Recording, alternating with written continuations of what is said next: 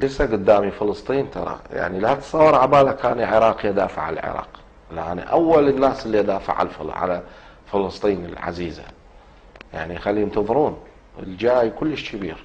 أنا ما ناسي فلسطين ترى، أنا مواطن حفيدي صلاح الدين الأيوبي اللي حرر فلسطين، فما أسكت إلا الله يأخذ أمانته يلا أسكت. يعني ما أسكت عن فلسطين واللي دا يجري عن فلسطين، لكنه محدد وقت مناسب في سبيل أحاسب ذول اليهود زين، وأعلمهم من هو العربي ومن هو حفيد صلاح الدين.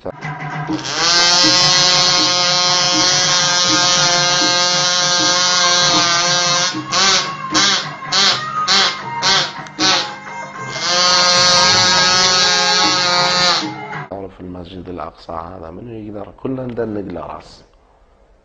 فأنا ما أقبل أحد يمس المواطن ويمس فلسطين العزيزة على كل قلب كل إنسان عربي ومسلم وشريف.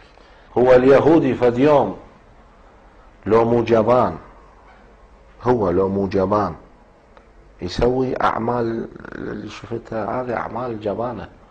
فاليهودي لا تتصور، هو لو سبع اليهودي كان ما استنجد بأمريكا، لكنه هم مو قد هذه الموضوع، مو قد هاي الشغلة.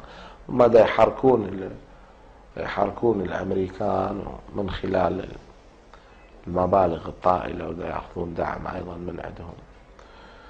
لكن أنت لا تذكر هذا الشيء، أنت اذكر أنه هل أحد ظهر من أحفاد صلاح الدين الأيوبي الحقيقيين وحكوا وياهم خلال هذه الفترة وما له علاقة بالسياسة؟